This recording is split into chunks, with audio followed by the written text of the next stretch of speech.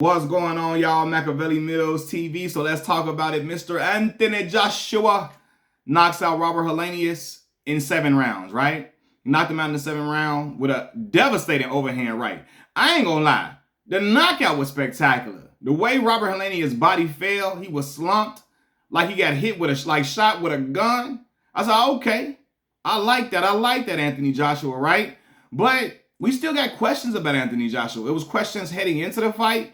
And there's still questions from a lot of the fans wondering, is Anthony Joshua going to return to form, return to how he was pre-Andy Ruiz? Some people say pre-Alexander Usyk, right? Now, let me say this, man. Robert Helenius stepped in on a week's notice to take this fight, right? And I didn't see the fight. I just saw highlights. You know, from what I'm understanding, he was a game opponent, man. I saw Anthony Joshua's face. It was a little bloody. So I'm like, damn, okay, he was touching Joshua up a bit, right?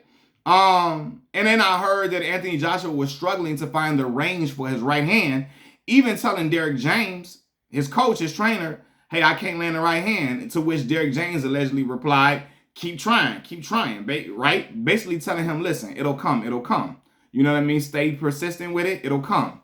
From the highlights, I saw that Anthony Joshua seemed a little tentative. He seemed a little nervous, like a little gun shy. Right? He didn't want to throw punches and combinations. And before, you know, I've seen Anthony Joshua throw punches and combinations before several times. You know, Deontay Wilder was never a combination guy, but Anthony Joshua was. And I'm wondering, did his confidence seem to waver after getting hurt by Andy Ruiz or the result against Alexander Usyk? Did that hurt his confidence? Is his confidence? Is his, what's the word I'm looking for?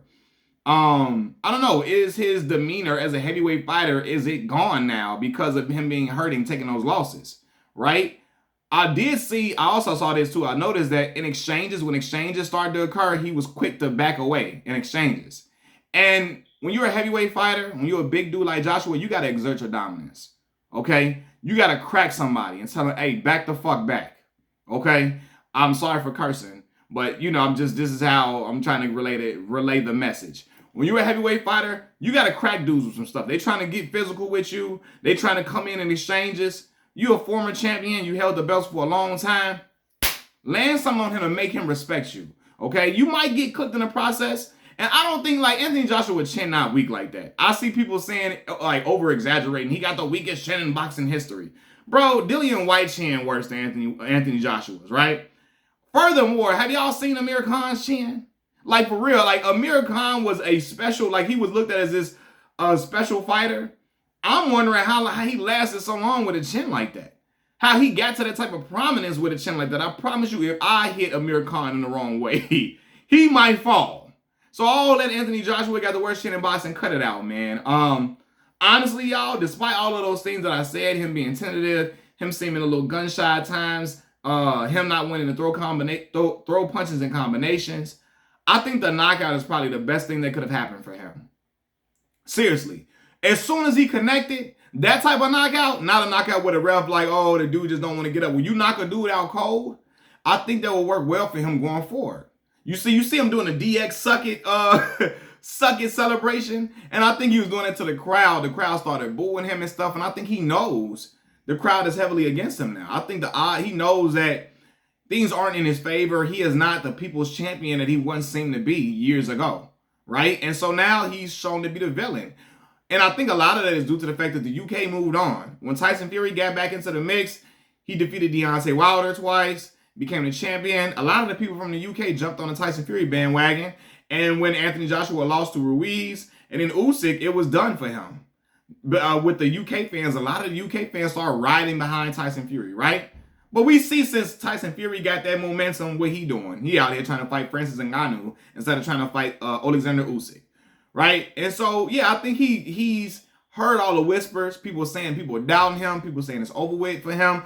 Like, his former supporters have turned into, I'm talking about real critics, for real. And they questioning if he even got the heart to be in this heavyweight shit at all, to be in this boxing game at all, right? Be a heavyweight fighter, you got to have a lot of heart.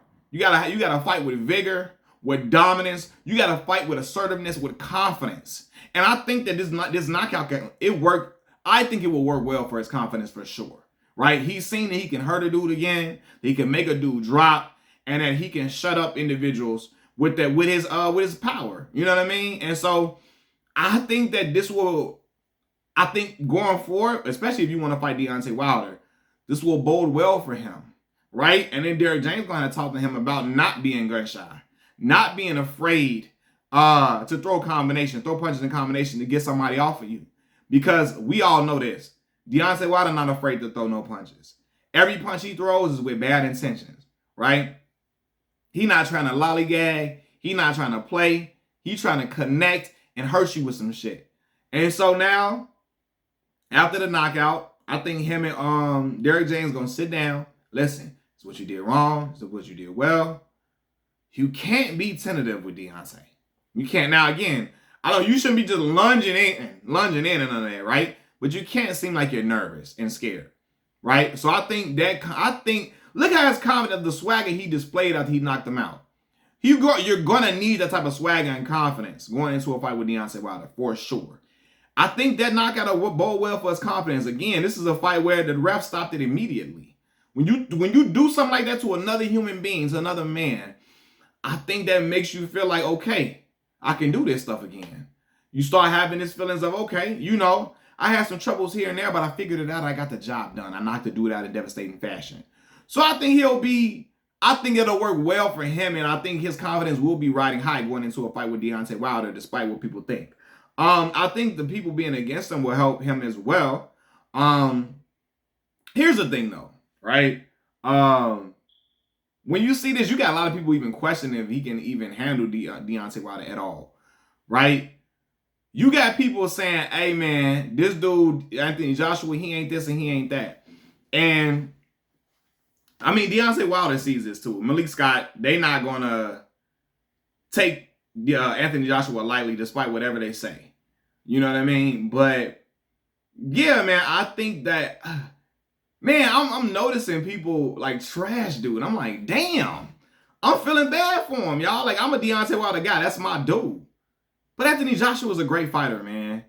And I think people are really they quick to jump on his head now, man. He is like for real. And we're gonna need, I think Deontay Wilder and Anthony Joshua, that will be the fight to bring heavyweight boxing back into the mix. Like heavyweight fight, like since Deontay Wilder lost the belt, since Anthony Joshua lost the belt, Tyson Fury and them became champion, it's been no real vigor in the sport outside of the Deontay Wilder rematch.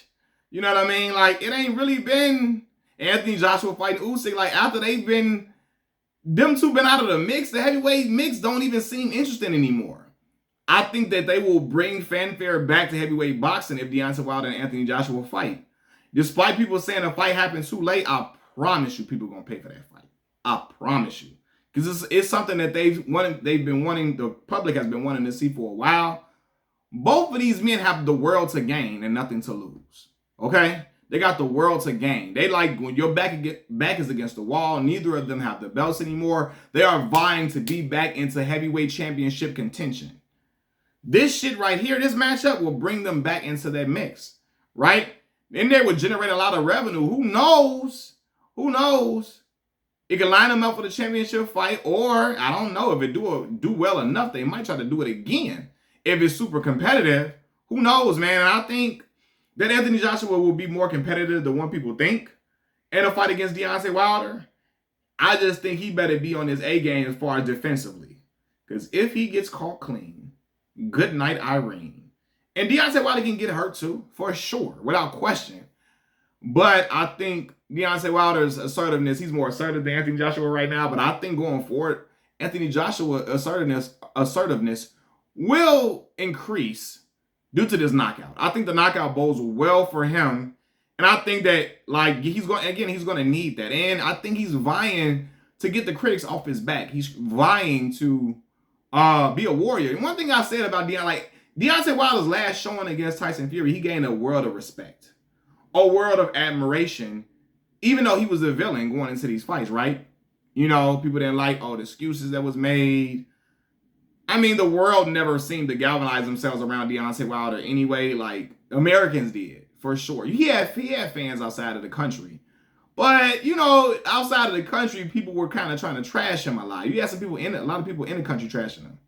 But now, Deontay Wilder seems to be the favorite in the fight. And so I think with those odds stacked against him, you know, a lot of his fans switched up, went to Tyson Fury. People was booing him in the fight. Deontay Wilder not being a favorite. And then I think with his confidence after connecting that overhand right, I think it's that he will come into this fight with Deontay Wilder with a lot of vigor, a lot of passion, a lot of intensity. And that'll bode well for him. He needs that. He needs that in the fight against Wilder because Wilder's going to have it himself. And I think all heavyweight fighters need that type of dominant personality, alpha dog mentality. You know? And he wasn't fighting with that in this fight. It didn't seem from the highlights until, you know, when he got that knockout, that shit woke up some shit in him. And he needs that, man. I think Anthony Joshua will be okay. I don't think it's over for him. I don't. Even if he loses to Deontay Wilder, it's about how he loses, right? It's about how he loses. So, yeah, I want to see how he fights going forward. But I think that knockout will do a world wonders for his confidence. Machiavelli Mills TV, I'm out. Peace.